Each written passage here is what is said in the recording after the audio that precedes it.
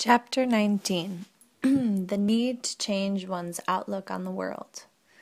I asked Anastasia about the woman over whom she had a disagreement with her grandfather. I asked her why she had been unable to establish a connection with her and why she thought this contact was necessary. You see, Anastasia began her story, it is very important when two people join their lives together that they have a spiritual attraction to each other. Unfortunately, everything basically starts with the carnal. For example, you see a beautiful girl and you desire to be close to her. You still have not seen the individual, the man, or her soul. Very often, people join their destinies together only on the basis of carnal attraction. Either that quickly passes or is transferred to someone else. What then keeps people together? To find a kindred spirit with whom one can attain true happiness is not all that complicated. Your technocratic world, however, puts up massive interference. The woman I am trying to reach lives in a large city and regularly travels to the same place each day, probably to her work. Either there or on the way she finds or meets up with a man who she is very close to her spirit, one with whom she could be really happy, and most importantly, one with whom she could bear a child capable of bringing so much good into the world, because they would create this child with the same impulsion as we did. But there is no way this man can bring himself to tell this woman that he loves her, and she herself is partly to blame for this. Just think. He looks into her face and sees, as it were, his heart's desire, the apple of his eye, while she, as soon as she feels someone's gaze upon her, perks up right away and unwittingly tries to lift her skirt higher, and so on. This man is at once carnally aroused, but he does not know her well, and so he then goes to someone he is better acquainted with, someone he feels more accessible, but still led on by these same carnal desires. I want to suggest to this woman what she should do, but I cannot break through to her. Her brain will not open to the awareness of new information, even for a second. It is constantly preoccupied with issues of day-to-day living. Can you imagine? One time I followed her for a whole 24 hours. What a terrible sight! Grandfather then got upset with me for not working enough with the Dachniks and spreading myself too thin, and sticking my nose in where it does not belong. When this woman wakes in the morning, her first thought is not to delight in the coming day, but how to prepare something to eat. She gets upset over some missing food item, and then gets upset over something you smear on your face in the morning, like face cream or rouge. She spends her whole time thinking how she is going to get it. She is always late, and is constantly on the run, trying not to miss first one form of transport and then the next. At her regular destination, her brain is overloaded with, how shall I put it, all sorts of nonsense, at least from my point of view. On the other hand, it is supposed to give her face a business-like expression, and fulfill the job tasks she is assigned. All this while she is thinking about one of her girlfriends or acquaintances and getting angry at them. At the same time, she is listening to everything going on around her, and can you imagine? The same routine is repeated day after day like clockwork. On her way home, when people notice her, she can put on the appearance of an almost happy woman. But she is continually thinking about problems, or her makeup, or looking at clothes in the shop windows. Above all, clothes that will expose her alluring charms, supposing that this will result in some kind of miracle. Except in her case, everything happens the wrong way around. She gets home and starts house cleaning. She thinks she is relaxing when she watches her television and prepares her meals, but the main thing is she thinks about the good things only for a split second. Even when she goes to bed, she is still mulling over her daily cares and stays in the same mental rut. If only she could turn away from her thoughts, even just for a moment during the day, and think of, wait, Anastasia, explain specifically how you see her outward appearance and clothing, and tell me what she should be thinking about at the moment when this man is with her. What should she do to make him at least attempt to tell her he loves her? Anastasia explained everything in the minutest detail. I shall only mention here what I consider to be the most important points. Her dress should come to just below the knee. It should be green with a white collar and no cleavage. She should wear hardly any makeup and listen with interest to the person talking to her. And that's it? I remarked upon hearing such a simple explanation, to which Anastasia remarked, There is so much underlying these simple instructions. In order for her to choose that particular dress, change her makeup, and look at that person with genuine interest, she will have to change her whole outlook on the world.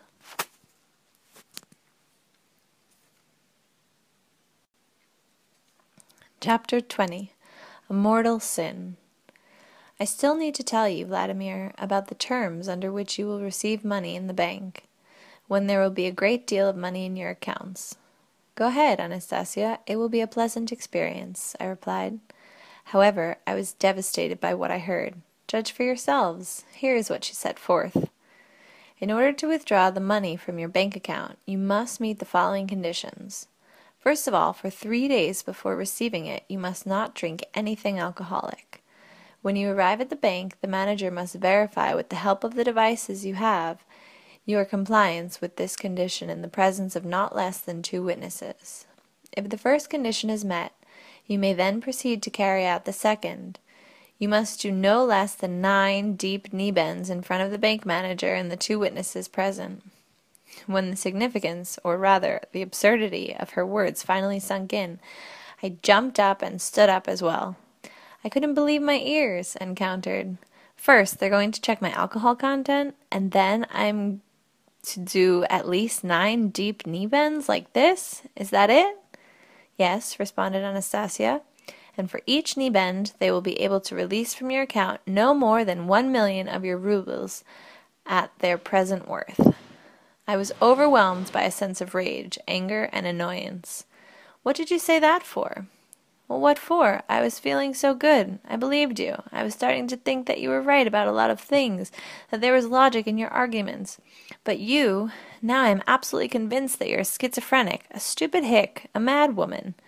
This latest thing you said has wiped out everything else. It's completely devoid of any sense or logic." "That's just not my opinion.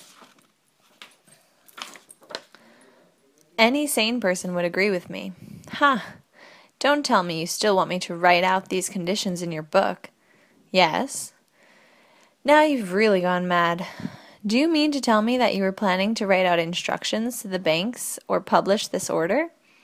"No, they will read it in the book, and they will act accordingly with you. Otherwise they can expect to go bankrupt." "Oh my God! And I've been listening to this creature 3 days already? Don't tell me you would like the bank manager to do knee bends with me too in the presence of witnesses." "It would be good for him, as it will be for you. But for them I have not set such strict conditions as I have for you." "So you're only doing this for my benefit?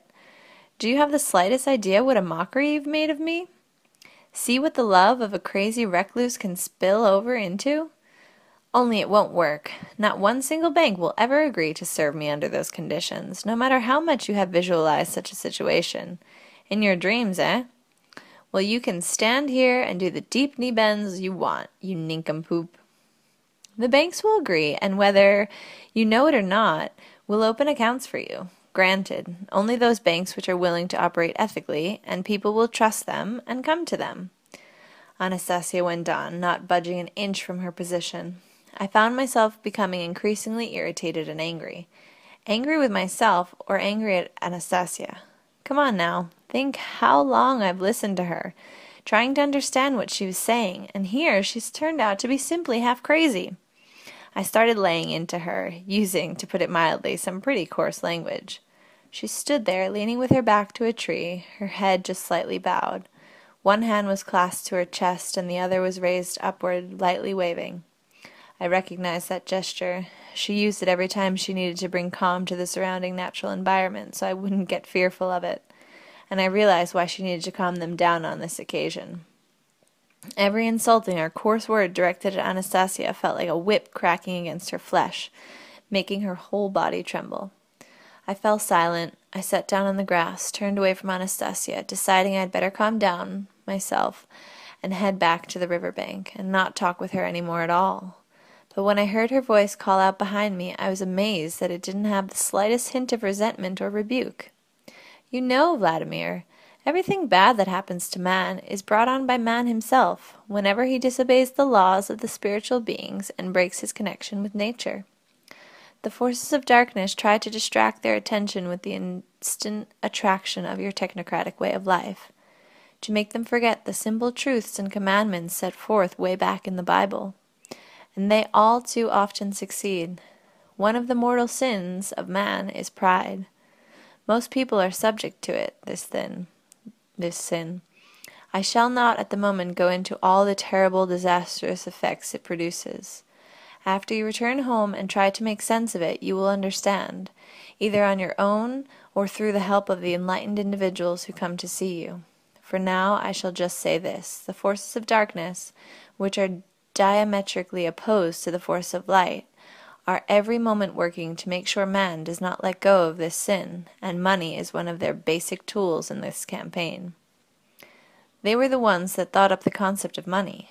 Money is like a high-tension zone. The forces of darkness are proud of this invention. They even think themselves stronger than the forces of light for having come up with money, and for being able to use money to distract people from their true purpose. This great confrontation has lasted for millennia, and man is at its center. But I do not want you to be enslaved to this sin. I realize that mere explanations are not enough to settle this question, because in spite of thousands of years of explanations, mankind has not understood nor discovered the means of counteracting this sin. It is only natural that you would not be able to discover it either. But I really very much want to save you from this mortal danger which can corrupt the spirit. That is why I thought up a special situation just for you, one that would cause this device of the forces of darkness to be broken, or fail, or even work the opposite way for the extermination of the sin. That is why they have become so enraged. Their anger has been implanted in you, and you, for your part, started shouting your insults at me. They wanted to make me angry at you in return, but I will never do that. I realized that what I thought up would hit the mark precisely, and now it is clear that their system, which has worked flawlessly for thousands of years, can indeed be broken. Right now I have done this for you, but I shall think up something for other people too. Now what harm is there in drinking less of that alcoholic poison, and becoming less arrogant and stubborn? What were you so upset over? Of course, it was pride that was upsetting you. She fell silent, and I thought, improbable as it is, her brain, or something besides, may have put into this comic, utterly abnormal situation of doing deep knee bends in a bank such a deep meaningfulness that there really could be some logic in it. I'd better think about this a little more calmly. All my anger at Anastasia passed, and in its place arose a feeling of uneasy guilt.